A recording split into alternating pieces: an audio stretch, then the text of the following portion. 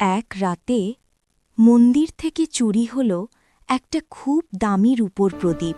এ কি? সকালে মন্দিরের ভেতর প্রদীপটা গেল হইচই পড়ে কোথায়? গেল, কিন্তু সিসিটিভিতে কিছুই ধরা পড়ল না, কারণ এটা কিছুই তো চুরি দেখা ছিল যাচ্ছে না। না। একটি পাহাড়ে ঘেরা ছোট্ট শহর ছিল। সেই শহরের এক কোণে দাঁড়িয়েছিল একটি প্রাচীন মন্দির। লোকেরা বলতো, এই মন্দিরে দেবতা কথা বলেন না, শুধু দেখেন। মন্দিরের সিঁড়িতে বসে থাকত একটি ছেলে, তার নাম আরও। আরও ৮ কি ৯ কেউ জানত না, কারণ তার জন্মদিন কেউ কখনো জিজ্ঞেস করেনি। তার কোনো ঘর ছিল না, সে ঘুমাতো মন্দিরের বারান্দায়, খেত প্রসাদের লাইনে দাঁড়িয়ে, আর সারাদিন বসে থাকত দেবতার সামনে। লোকেরা বলতো, ও পাগল, মূর্তির সাথে কথা বলে। কিন্তু আরও হাসত। সে বলতো, আরও তুমি আমার উনি আমার বন্ধু? একমাত্র বন্ধু। প্রতিদিন সকালে আরও বলতো, আজ একটু আজকে দেরি একটু হলো দেরি বন্ধু, হয়ে গেল। সূর্য আজ খুব তাড়াতাড়ি উঠেছে। আর রাতে বলতো, আজ আমি খুব ক্লান্ত, তুমি একটা গল্প শোনাও না। মূর্তি চুপ করে থাকত, কিন্তু আরুর মনে হতো কেউ শুনছে। এক বিকেলে মন্দিরে এলো এক মহিলা, তার কোলে ছোট্ট একটি ছেলে।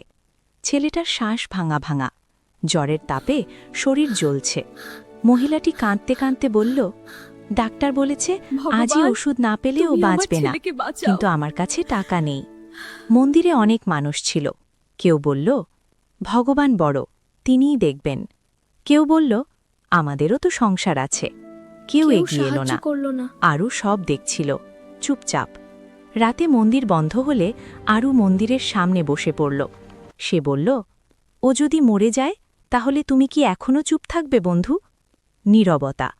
হঠাৎ আরুর মনে হল কেউ খুব আস্তে বলছে, প্রদীপের রূপোর পাত্রটা নিয়ে যাও। আরও কেঁপে উঠল। ওটা বহু বছরের পুরনো, দামি। সে ফিসফিস করে বলল, তুমি রাগ করবে না তো?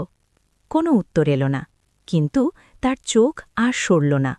সকাল হতেই হইচই। মন্দিরের রূপোর প্রদীপ নেই, ক্যামেরায় কিছু ধরা পড়েনি। একজন বলল, রাতে ওই ছেলেটাকে দেখেছি।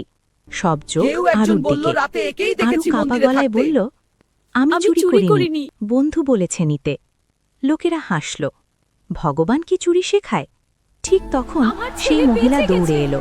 সে কাঁদতে কাঁদতে বলল, আমার ছেলে বেঁচে গেছে, কেউ একটা রূপোর জিনিস বিক্রি করে টাকা দিয়েছে।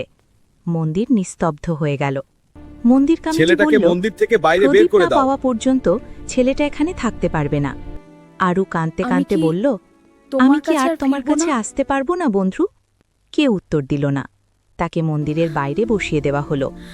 রোদে আমি কি বসে বসে সত্যিই ভুল আরও করেছিলাম জ্বর এলো। বন্ধু? তবুও সে বলল, আমি ভুল করিনি।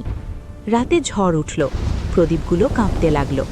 এক পুরোহিত ফিসফিস করে বলল, যদি চোর হতো যদিও চোর সব হতো, গয়নাই নিত। তাহলে সব চুরি করত, কিন্তু ঠিক তখনই এক মহিলা ছাতা ধরে মন্দিরে ঢুকতে গিয়ে সে এগিয়ে এসে হাত ছুঁয়ে চমকে উঠল। ওরে বাবা, জ্বর খুব বেশি, শ্বাসও ঠিক নেই। তাড়াতাড়ি লোকটা অ্যাম্বুলেন্স তাড়াতাড়ি দেখো। মোবাইল বের করল। অ্যাম্বুলেন্সে ফোন করছি। অ্যাম্বুলেন্স এখনই। ঝড়ের শব্দের মাঝে দূর থেকে সাইরেনের আওয়াজ ভেসে এলো। আরও তখন প্রায় অচেতন। স্ট্রেচারে তোলার সময় সে খুব আস্তে বলল, আমি চুরি করিনি, আমি শুধু বাঁচাতে চেয়েছিলাম।